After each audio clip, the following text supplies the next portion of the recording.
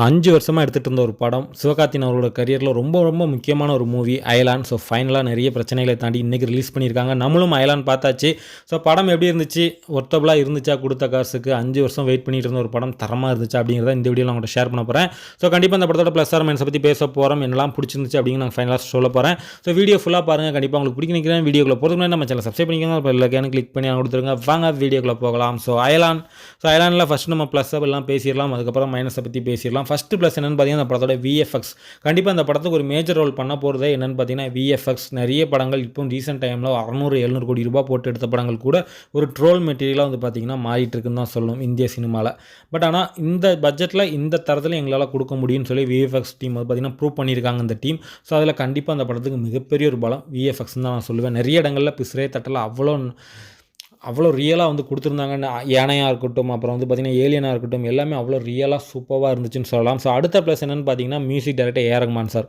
அவருடைய அந்த ஒரு பேக்ரவுண்ட் ஸ்கோர், அவருடைய கம்போசிங்லாம் அந்த படங்கள் செகண்ட் ஹாஃபில் கண்டிப்பாக வந்து பார்த்திங்கன்னா டிசப்பாயின்ட் பண்ணியிருப்பாங்க மக்கள். அந்த அளவுக்கு சில இடங்கள் லேக் அடிக்க தான் செஞ்சிச்சு. அதை எல்லாமே நம்மளை மூவ் பண்ண வச்சதுன்னா சாரோட மியூசிக் தான் சொல்லுவேன். அவ்வளோ சூப்பராக பண்ணியிருக்காரு. குறிப்பாக டைட்டில் கால்லாம் உண்மையிலே அவ்வளோ கூஸ்பம்ஸாக இருக்கும். நல்ல ஒரு தேட்டர், சவுண்ட் குவாலிட்டி உள்ள தேட்டரில் இந்த படத்தை பார்த்திங்கன்னா மறக்காமல் டைட்டில் கார்டை மிஸ் பண்ணாமல் பாருங்கள். அவ்வளோ அழகாக இருந்துச்சுன்னு சொல்லலாம். ஸோ அதுக்கடுத்த ப்ளஸ் என்னென்னு வந்து பார்த்திங்கன்னா இந்த படத்தோட சினிமோட்டோகிராஃபி. ஸோ அவ்வளோ ஃப்ரெஷ்ஷாக இருந்துச்சு. நிரஷானாலே பிரம்மாண்டமும் இருக்கும், அந்தளவுக்கு புதுசாகவும் இருக்கும். அதை இந்த படத்துலேயும் நமக்கு வந்து காமிச்சிருக்காங்கன்னு தான் சொல்லணும். குறிப்பாக அந்த பொள்ளாச்சி சைடில் எடுத்த விஷுவல் ஸ்ட்ரீட்லாம் செம்மையாக இருந்துச்சுன்னு சொல்லலாம். ஸோ இதெல்லாம் இந்த படத்தோட ப்ளஸ். ஓகேங்களா? ஸோ இப்போ இந்த படத்தோட மைனஸ் பற்றி நம்ம பேசிடலாம். ஃபஸ்ட்டு மைனஸ் என்னென்னு பார்த்தீங்கன்னா, இந்த படத்தில் வந்து பார்த்திங்கன்னா பாடல்கள் இந்த படத்துக்கு தேவையே இல்லை அப்படின்னு தான் தோணுச்சு.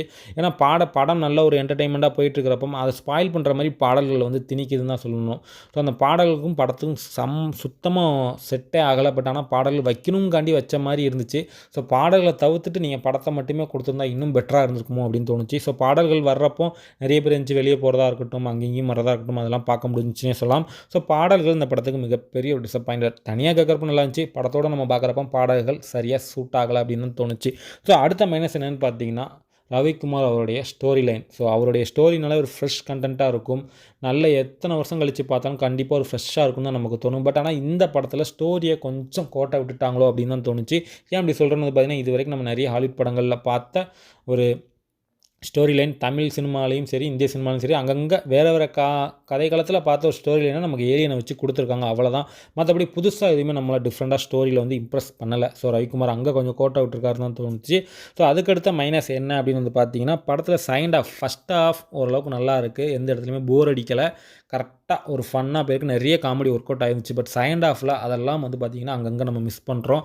நிறைய கேரக்டர்கள் வருது போகுது, எதுக்கு அந்த கேரக்டர் வராங்க, எதுக்கு வரலை அப்படிங்கிறது மாதிரிலாம் நிறைய விஷயங்கள் நம்ம பார்க்க முடிஞ்சிச்சு.